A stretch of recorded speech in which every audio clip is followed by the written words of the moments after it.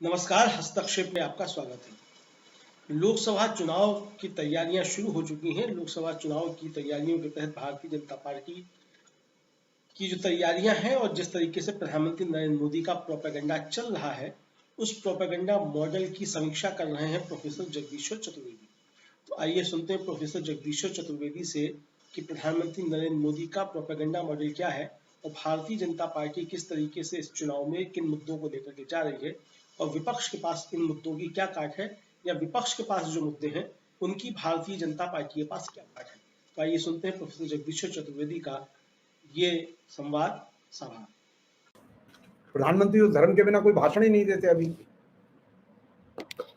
लोकतंत्र में धर्म का जितना दुरुपयोग हो सकता है वो क्लासिक केस है इस मामले में कि कैसे जो है ना धर्म का दुरुपयोग किया जाए। नरेंद्र मोदी ने सारे जिसे कहें कि मानदंड धर्म के दुरुपयोग के तोड़ दिए हैं। वो क्यों ये कर रहे हैं ये वही जाने, लेकिन एक सच है जिसे हमें जानना होगा कि धर्म जो है वो लगातार आलोचना के केंद्र में आ चुका है। तरह तरह से धर्म की व्याख्याएं हो रही हैं। वो उनका मानना है कि राम मंदिर बनाना ही धर्म है। कुछ लोग कहते हैं राम मंदिर न बनाना धर्म है, कुछ लोग कहते हैं कि धर्म मंदिर में जाना धर्म है। कुछ लोगों को ये लगता है कि धार्मिक संस्कार करना धर्म है। और ये जो अपने आप में धर्म की जो अनेक व्याख्याएं जो हमारे बीच में हो रही हैं, ये व्याख्याएं कुल मिला के इस बात का संकेत देती हैं कि धर्म पर सबसे ज्यादा विवाद है और धर्म की सबसे कम सटीक व्याख्या की जा रही है। क्यों धर्म की सटीक व्याख्या पर जोर नहीं है, ये हमारे अभी तक समझ में नहीं आ रहा। उसके कारण है अनेक, हम उसकी व्याख्या अलग से कर सकते हैं, लेकिन हम फिलहाल अभी उसके गर्त में नहीं जाना चाहते। हम जो चीज कहना चाहते हैं वो ये कि एक वर्ग है हमारे यहाँ पूरा जो कि ये मानता है कि धर्म तो बेकार की चीज है। बहुत सारे लोग हैं जो कि धर्म को एकदम फालतू चीज मानते हैं। हमारे यहाँ राधा मोहन गोकुल जी से लेकर अनेक लेखकों ने धर्म के खिलाफ लिखा है और ये अपने आप में चिंता की चीज है कि धर्म का विमर्श जो तैयार होना चाहिए था वो विमर्श पैदा नहीं हुआ। हाँ, धार्मिक आस्थाएं पैदा हुई, धर्म का विमर्श पैदा नहीं हुआ। और ये धर्म का विमर्श पैदा न होना ये अपने आप में चिंता की चीज है। मैं इसे एक तरह से धार्मिक निरक्षरता है, धर्म की निरक्षरता के रूप में देखता हूँ। भारत में विभिन्न तरह से चीजें विकसित हुई, लोकतंत्र विकसित हुआ, लेकिन लोकतांत्रिक चेतना विकसित नहीं हुई। लोकतांत्रिक अधिकार आए, लेकिन लोकतंत्र का मतलब क्या है, लोकतंत्र के जो जीवन मूल्य हैं वे जीवन मूल्य हमारे जीवन में नहीं आए। ठीक उसी तरह से धर्म का खूब प्रचार बहुत हुआ। धर्म ने एक बहुत बड़ा कैनवास हमारे जीवन का, राजनीति का, संस्कृति का घेर लिया, लेकिन धर्म के बारे में खासतौर पर स्वतंत्र भारत में कोई सघन विमर्श हम विकसित नहीं कर पाए। खासतौर पर मेरा संकेत जो है हिंदी आलोचना की तरफ है, साहित्य के आलोचकों की तरफ है, जो साहित्य के आलोचक ये मानते रहे कि धर्म का विषय तो दर्शन शास्त्र का विषय, ये दर्शन से हमें क्या लेना देना। नहीं, धर्म का विषय जीवन का, राजनीति का, संस्कृति का, हर क्षेत्र में धर्म दाखिल हो रहा है। धर्म यहां तक कि शिक्षा में भी जा चुका है। तो धर्म के प्रति अनभिज्ञता, धर्म के प्रति निरक्षरता बनाए रखकर आप धर्म के बारे में सही समझ नहीं बना सकते। हाँ, एक काम जरूर हुआ है कि धर्म एक बड़ा संवेदनशील मसला बन गया है, और संवेदनशील मसला बनने के कारण हुआ यह है कि अब एक वर्ग है जो कि धर्म को एक सिरे से खारिज करता है। हमारे सोशल मीडिया में अनेक मित्र हैं ऐसे जो कि सीधे धर्म विरोधी बातें लिखते हैं और कहते हैं कि वो धर्म को नहीं मानते। ऐसे भी लोग हैं जो धार्मिक लोग हैं। एक प्राथमिक चीज, नरेंद्र मोदी का मानना है कि जो राम मंदिर नहीं गया वो अधार्मिक हो गया, धर्म विरोधी हो गया, राम विरोधी हो गया, वगैरह वगैरह। वे राजनीति में जम के धर्म का इस्तेमाल कर रहे हैं। इलेक्शन कमीशन उनको रोक नहीं पा रहा है।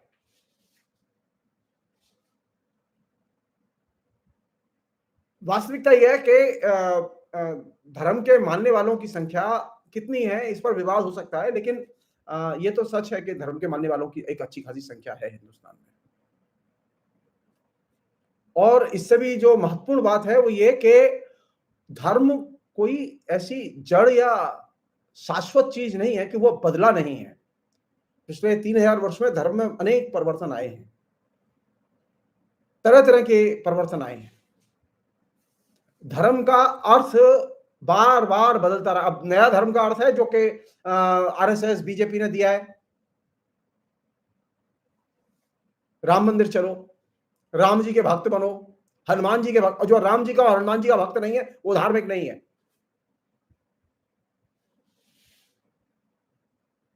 सच्चाई है कि धर्म का एक व्यापक कैनवास है और धर्म कई अर्थों में इस्तेमाल होता रहा है। सिर्फ एक ही अर्थ नहीं है पूजा करना और भगवान को मानना। ये एक बहुत छोटी क्रिया है मनुष्य की। मंदिर जाना या भगवान को मानना, भगवान के आगे सिर झुकाना या कोई धार्मिक कर्मकांड करना, ये एक बहुत छोटा हिस्सा है उसका।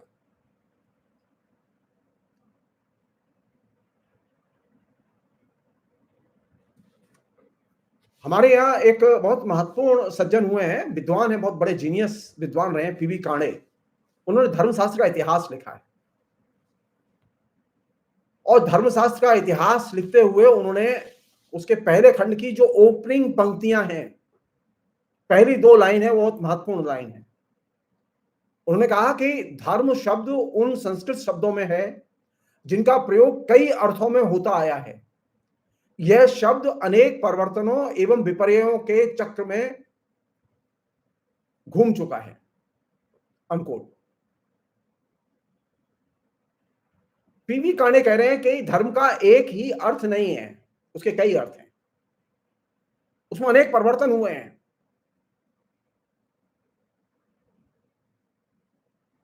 और ये परिवर्तन प्रत्येक संप्रदाय के, प्रत्येक भगवान के पूजा अर्चना से लेकर उसके आराधकों की जीवन शैली तक फैले हुए हैं।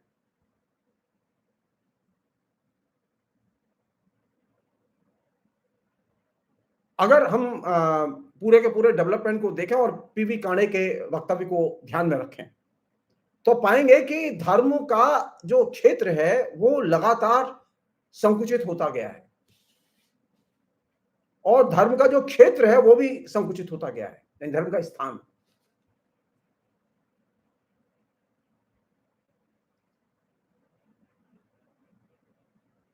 हकीकत क्या है? हकीकत यह है कि धर्म का प्रयोग खासतौर पर ऋग्वेद की ऋचाओं में विशेषण या संज्ञा के तौर पर होता रहा है। यह भी एक बहुत ही दिलचस्प चीज है जिसकी तरफ पीवी कांडे ने संकेत किया है। ये मैं क्यों उठा रहा हूं? क्योंकि धार्मिक निरक्षरता एक बहुत बड़ी चुनौती है और डेमोक्रेसी के विकास में सबसे बड़ा अवरोध है धार्मिक निरक्षरता। जैसे साक्षरता एक बहुत बड़ी चुनौती है,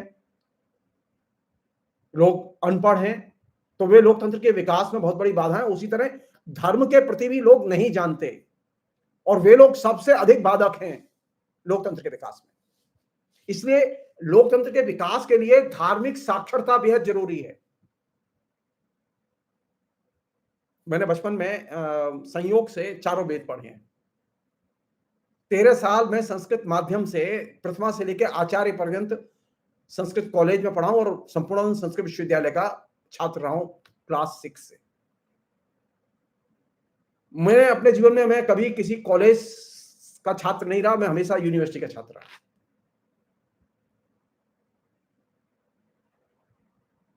तो मुझे वेद पढ़ने का मौका मिला बचपन में, मेरे बाकी सारे संस्कार भी हुए बचपन में। लेकिन जिस अर्थ में धर्म की बातें अब की जा रही हैं, मैंने धर्म की ऐसी चर्चा पहले कभी किसी विद्वान से नहीं सुनी।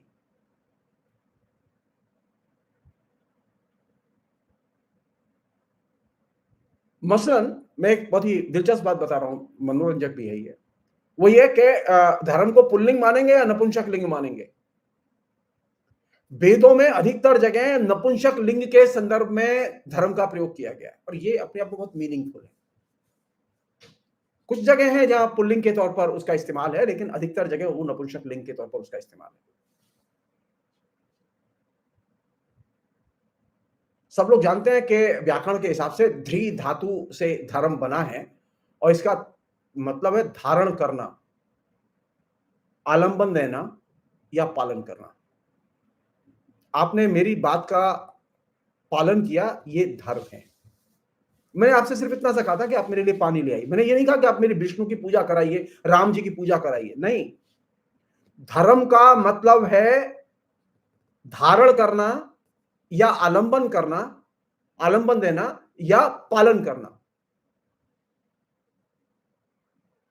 हम लोग ग्रामर पढ़ाते हैं, पाणिनि को पढ़ाते हैं, पतंजलि को पढ़ाते हैं, अष्टाध्यायी को पढ़ाते हैं। बिना ग्रामर के आप लैंग्वेज सीख ही नहीं सकते। ये बाकी धर्म के जितने भी रूप दिखाई देते हैं प्रयोग में, ये बहुत बाद में आए।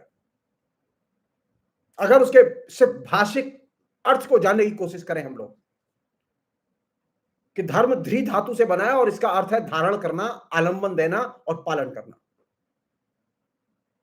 और जैसा कि मैंने आपसे कहा कि ऋग्वेद में कुछ जगह पुल्लिंग है और अधिकांश जगह नपुंसक लिंग के संदर्भ में धर्म पदबंध का इस्तेमाल किया गया है।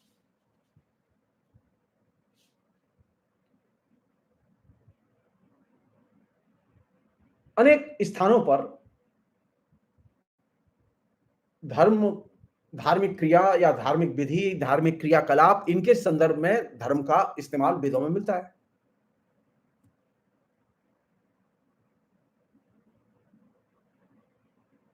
अनेक जगहों पर खाली निश्चित नियम का मतलब है धर्म। जैसे आपने एक निश्चित नियम बनाया कि मैं सुबह 4 बजे उठूंगा, जैसे कि मैं उठता हूं और मैं 4 बजे उठ के मैं अपने दैनिक जो क्रिया है वो करने के बाद में मैं पढ़ता हूं। तो ये जो निश्चित नियम है ये धर्म है। जैसे बहुत सारे लोग उठते हैं, वो मॉर्निंग टी लेते हैं, तो सुबह चाय पीना धर्म है। निश्चित नियम बना लिया कि वो उनकी मॉर्निंग टी होनी चाहिए। लेकिन ऋग्वेद के अनेक मंत्र जो अथर्ववेद में आए, अथर्ववेद तक आते आते हमारे यहां यह स्थिति हुई कि हमने धर्म का अर्थ धार्मिक क्रिया संस्कार करने से जो अर्जित गुण है उसे धर्म मान लिया। इसी तरह ऐतरेय ब्राह्मण, जो ब्राह्मण ग्रंथ है, ऐतरेय ब्राह्मण में लिखा कि धर्म का मतलब है सकल जो धार्मिक कर्तव्य हैं उन्हें धर्म कहते हैं। लेकिन सबसे दिलचस्प मीनिंग है छांदोग्य उपनिषद का, जो बड़े काम का है और मुझे बहुत अच्छा लगता है। छांदोग्य उपनिषद ने धर्म की 3 शाखाएं बनाई, कैटेगरी बनाई। उसमें एक कैटेगरी थी यज्ञ की, अध्ययन और दान की, और इसके साथ गृहस्थ धर्म। दूसरी कैटेगरी थी तपस्या की, अर्थात तापस धर्म, और तीसरी कैटेगरी थी ब्रह्मचारित्व, यानी आचार्य के घर में अंत तक रहना। ये 3 कैटेगरी धर्म की कैटेगरी बनाई छांदोग्य उपनिषद ने। और छांदोग्य उपनिषद ने जो कैटेगरी बनाई, इन तीनों कैटेगरीज में सबसे महत्वपूर्ण कैटेगरी है यज्ञ के बाद में अध्ययन। कौन व्यक्ति है जो अध्ययन नहीं करता? कौन व्यक्ति है जो गृहस्थ धर्म का पालन नहीं करता? जो गृहस्थ धर्म का पालन करता है, मंदिर जाए या ना जाए, लेकिन वो धार्मिक है, वो धर्म का पालन करता है। जो जिसे पढ़ने की आदत है, वो मंदिर जाए या ना जाए, उसका जनेऊ हुआ है कि नहीं हुआ है, संस्कार हुए कि नहीं हुए, वह धार्मिक है, क्योंकि अध्ययन एक धार्मिक क्रिया है। और एक और चीज होती दिलचस्प चीज है, पहले होता यह था कि जो ब्रह्मचारी की अवस्था तक जो लोग रहते थे, वो मेल फीमेल कुछ भी हो सकता है, वे अपने गुरुजी के यहाँ रहते थे। और अपने गुरुजी के यहाँ रहना मतलब कोई 10 साल, कोई 15 साल, कोई 20 साल, ये भी धर्म था।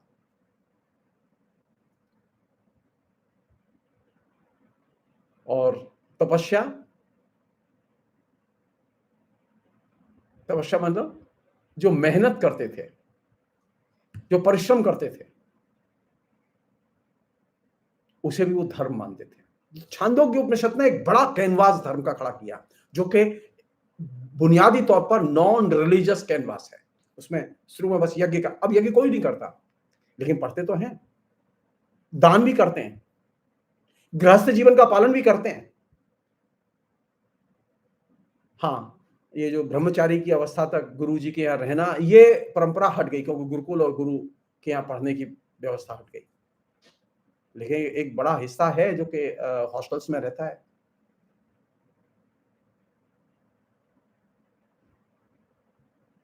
इसका अर्थ यह है कि धर्म के अंदर विभिन्न जो आश्रम यानी की व्यवस्था थी, उसका भी रिफ्लेक्शन धर्म में आ गया।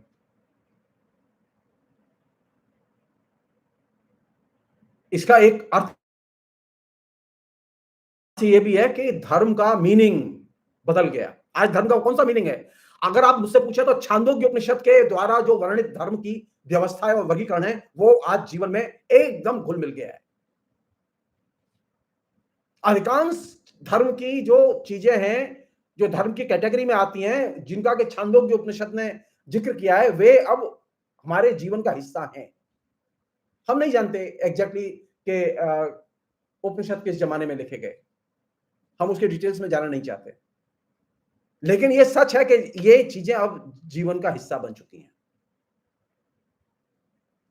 दिलचस्प बात यह कि पीवी कांडे, जिन्होंने कि धर्मशास्त्र का इतिहास लिखा, वे अपने को मनुस्मृति से जोड़कर देखते हैं। वो कहते हैं कि मुझे मनुस्मृति का दृष्टिकोण अच्छा लगता है, और मेरी धारणा यह है कि मनुस्मृति के दृष्टिकोण की ओर लौटना, जैसा कि हमारे आरएसएस बीजेपी के लोग मनुस्मृति को पुनः स्थापित करना चाहते हैं, उनको मैं खास तौर पर यह कहना चाहता हूं, और पीवी कांडे के दृष्टिकोण के बारे में भी कहना चाहता हूं, कि हम आधुनिक काल में अतीत में नहीं लौट सकते।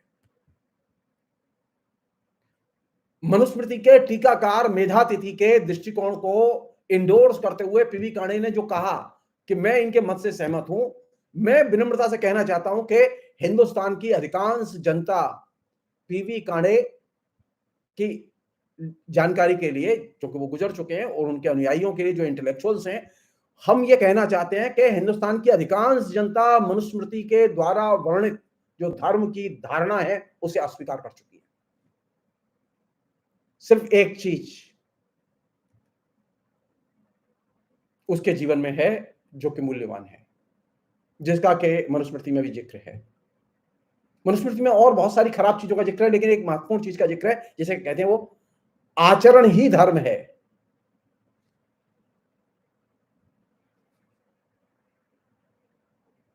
एक और चीज है जो कि बहुत ही मजेदार है, लेकिन इसका जिक्र किया जाना चाहिए।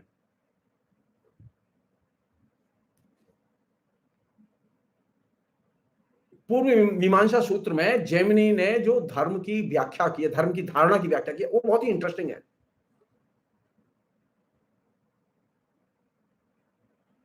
कहने के लिए वो कहते हैं कि वेद विहित लक्षण या वेद विहित प्रेरक लक्षण जो धर्म के हैं, उनको जैमिनी ने अपने दृष्टिकोण में व्यक्त किया है, जो धर्म की का कॉन्सेप्ट बताते हुए। लेकिन उन्होंने क्या कहा है जैमिनी ने? वे क्रिया और संस्कार जिनसे आनंद मिलता हो, वही धर्म है।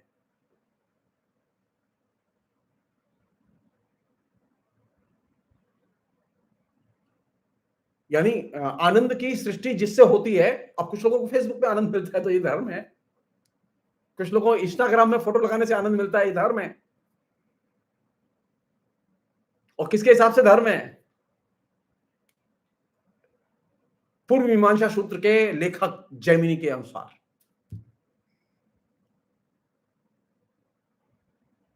और जैमिनी ने एक और बात कही, निस्वार्थ भाव से जब आप कोई काम करते हैं तो वो धर्म है।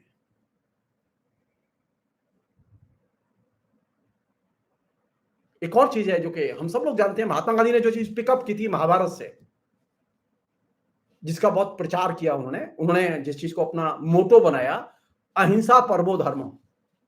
महाभारत के अनुशासन पर्व में धर्म की यह व्याख्या थी कि अहिंसा ही जो है वो परम धर्म है।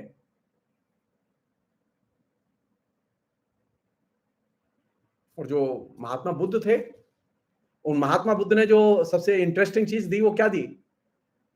वो इन सब से बाहर निकल के उन्होंने कहा कि महात्मा बुद्ध के जो बौद्ध दर्शन के और बौद्ध धर्म के लोग कहते हैं कि महात्मा बुद्ध की जो शिक्षा है वही धर्म है।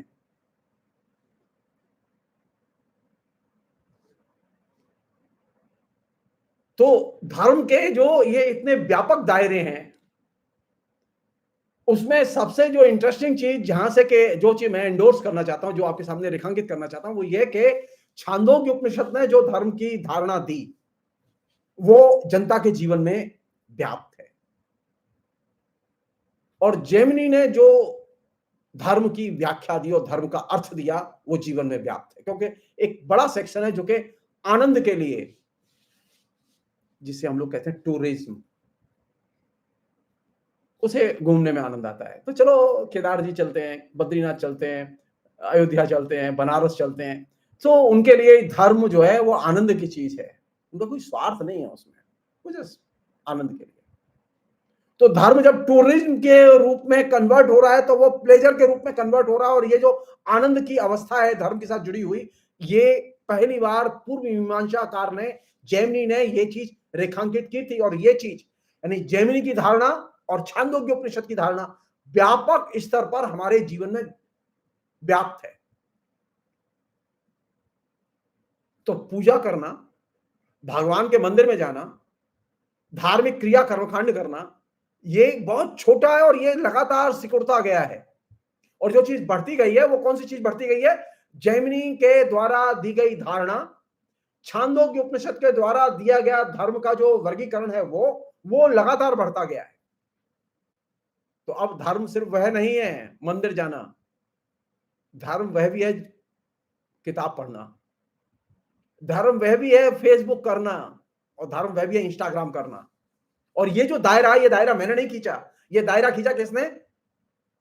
छांदोग्य उपनिषद ने और जेमिनी ने। तो मंदिर जाना या राम मंदिर जाना ही सिर्फ धर्म नहीं है, धर्म के दायरे बहुत व्यापक है। कुछ लोग ऐसे हैं जो दान देना ही पसंद करते हैं, किसी को मिला, कुछ कोई मांगने आया दे दिया, 10 रुपए दे दिए, 5 रुपए दे दिए, 1 रुपया दे दिया, 50 पैसे दे दिया। दान देना भी धर्म है। उनकी कोई रुचि नहीं है भगवान में, कोई रुचि नहीं, वो पढ़ते भी नहीं है लेकिन दान दे देते हैं। कुछ लोग आते हैं, कुछ लोग उनको आटा, दाल, चावल कुछ ना कुछ दान देते हैं। तो दान देना भी धर्म है। और ये जो धर्म का जो कैनवास है, ये इतना बड़ा कैनवास है, इसमें धार्मिक क्रियाएं, धार्मिक कृत्य, भगवान की पूजा, ये एक बहुत छोटा सा हिस्सा है। ये हिस्सा लगातार सिकुड़ता गया है। आखिरी चीज इस प्रसंग में, जब आप धर्म की मनुस्मृति या स्मृतिकारों की व्याख्या मानेंगे या धर्म की परिभाषा मानेंगे, तो उसमें पैकेज है, वर्णाश्रम व्यवस्था चली आएगी। इस देश के विकास के लिए, लोकतंत्र के विकास के लिए वर्णाश्रम व्यवस्था अभिशाप है, जाति प्रथा अभिशाप है। मुझे अगर चाहिए तो छांदोग्य उपनिषद की धारणा चाहिए, मुझे मनुस्मृति की धारणा नहीं चाहिए। मुझे चाहिए तो जेमिनी की धारणा चाहिए, मुझे मनुस्मृति की धारणा नहीं चाहिए। और वह चीज परंपरा से, विरासत में मिली है हमारे संविधान को। और इसी अर्थ में धर्म की ये जो व्यापक व्याख्या जो उपनिषद, छांदोग्य उपनिषद ने दी है, वो हमारे लोकतंत्र के लिए, हमारे सामाजिक जीवन के विकास के लिए ज्यादा उपयोगी है और ज्यादा काम की है। इसलिए क्या चुने धर्म में, किसे धर्म माने? मंदिर जाने को कुछ लोग हो सकता है मंदिर जाना चाहे, जाए, कोई दिक्कत नहीं। मैं अपने अनुभव से बता रहा हूं, लगातार मंदिर जाने वालों की संख्या घटी है, तेजी से डिक्लाइन हुआ है।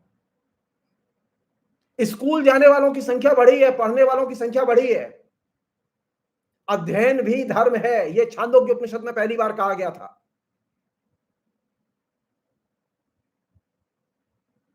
लोगों की रीडिंग हैबिट बढ़ी है, धार्मिक हैबिट नहीं, धार्मिक क्रियाकलाप नहीं, रीडिंग हैबिट बढ़ी है।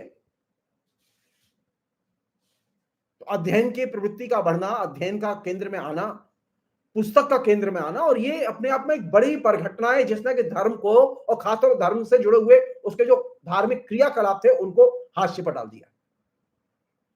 और ये धर्म का एकदम नया परिवर्तित रूप है। और इसकी शुरुआत किसने की? अब याद कीजिए, सिख धर्म ने किसी भगवान को केंद्र में नहीं रखा, उन्होंने किताब को केंद्र में रखा। भक्ति आंदोलन के कवियों ने किसी मंत्र को महत्वपूर्ण नहीं माना, नाम को महत्वपूर्ण माना, उन्होंने मंत्र को अपदस्थ कर दिया और नाम स्मरण को उन्होंने महत्वपूर्ण बना दिया। सारी सहस्त्र नाम स्तुतियां, संस्कृत में मंत्र, ये सब बेकार कर दिए उन्होंने, हास्य बढ़ा दिया। कौन सी चीज सक्सेसफुल रही? अब लोग खाली नाम स्मरण करते हैं, भगवान का नाम लेते हैं, मंत्र नहीं जानते, मंत्र का जप नहीं करते भगवान के का। मंत्र जप करने वालों की संख्या गिनती में है और नाम स्मरण करने वालों की संख्या करोड़ों में है। ये जो चेंज है, ये चेंज भक्ति आंदोलन के इंपैक्ट की वजह से हुआ। हम चाहें या ना चाहें, हम पसंद करें या ना पसंद करें, लेकिन ये चीज हमारे जीवन में आ चुकी है। भक्ति आंदोलन ने जो धर्म की धारणा दी, व्याख्या दी, व्यवस्था दी, वो हमारे जीवन में आ चुकी है। भक्ति आंदोलन ने मंत्र को अपदस्थ किया। छांदोग्य उपनिषद ने पुरानी जो तमाम किस्म की मान्यताएं थी वैदिक कालीन, उन मान्यताओं को अपदस्थ किया। और छांदोग्य उपनिषद की अधिकतर धारणाएं अब जीवन का हिस्सा हैं और वे धर्म के दायरे में आती हैं।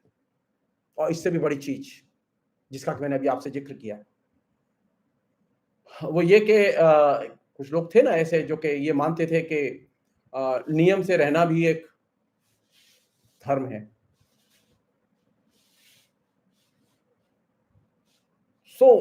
निश्चित नियम, वैदिक ऋषियों में अनेक ऋषि थे ऐसे जो निश्चित नियम या व्यवस्था को धर्म मानते थे।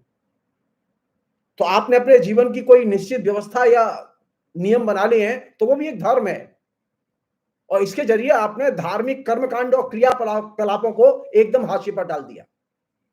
और ये जो परंपरा है, इस परंपरा ने ही अल्टीमेटली भारतीय जनता के अंदर धर्मनिरपेक्ष दृष्टिकोण का विकास किया। यही जो परंपरा है, इसने छांदोग्य उपनिषद की परंपरा, उन वैदिक ऋषियों की परंपरा जो ये कहते थे जीवन जीने के लिए नियम या व्यवस्था का होना जरूरी है, और वही धर्म है। लोकतंत्र के लिए rules, regulations, Indian penal code, नियम, कायदे होने जरूरी हैं, यही धर्म है। ये जो से ली गई है, ये विदेश से नहीं आई है, ये देश से आई है। और जैसा कि मैं फिर रिपीट कर रहा हूं आखिर में कि जो छांदोग्य उपनिषद ने कहा था धर्म क्या है, उन्होंने यज्ञ, तो अब यज्ञ कोई नहीं करता, लेकिन अध्ययन तो लोग करते हैं, दान भी लोग करते हैं, गृहस्थाश्रम का पालन भी करते हैं, और मेहनत मजदूरी भी करते हैं। हाँ, एक चीज नहीं करते, वो अब पढ़ने वाले विद्यार्थी जो ब्रह्मचारी की अवस्था तक वो अपने गुरुजी के यहाँ नहीं रहते, लेकिन इसकी बाकी चीजें तो रह गई हैं, वो समाज में घुल मिल गई हैं और समाज के लिए उपयोगी हैं। और यही वजह धर्म बचा हुआ है। क्यों? क्योंकि वो एक नियम का हिस्सा है, वो स्टडी का हिस्सा है, वो दान का हिस्सा है, वो मेहनत मजदूरी का हिस्सा है, और ये चीज सबसे बड़ी चीज है, इसे पहचानने की जरूरत है। धर्म के प्रति विद्वेष पैदा करके आप धर्म को और धर्म को मानने वालों को आप विनोवर नहीं कर सकते, बल्कि धर्म की सही व्याख्या, शास्त्रीय व्याख्या जो आज प्रासंगिक है, उसका इस्तेमाल करके आप जनता को शिक्षित करके धार्मिक जनता के दिल को जीत सकते हैं। हमारे यहाँ जो धार्मिक जनता जो उखड़ी रहती है लोकतंत्र के से, लोकतंत्र के प्रति अनभिज्ञता उसका कारण है उसकी धर्म के प्रति भी अनभिज्ञता है, और ये कहें अज्ञानता उसकी सबसे बड़ी पूंजी है।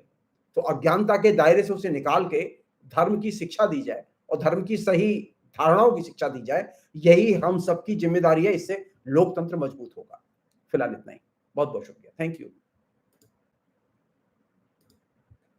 आशा है ये कार्यक्रम आपको पसंद आया होगा। इस वीडियो को ज़्यादा से ज़्यादा शेयर करें, लाइक करें और कमेंट करके बताएं आपकी राय क्या है। और अगर आपने हमारा यूट्यूब चैनल अभी तक सब्सक्राइब नहीं किया है तो तुरंत इसको सब्सक्राइब कर लीजिए और बेल आइकन भी दबा दीजिएगा, ताकि अगली जब वीडियो अपलोड हो तो आपके पास इसका नोटिफिकेशन पहुँच सके। और अगर आपने हमारा फेसबुक पेज फॉलो नहीं किया है, फेसबुक पेज को भी फॉलो करें। धन्यवाद।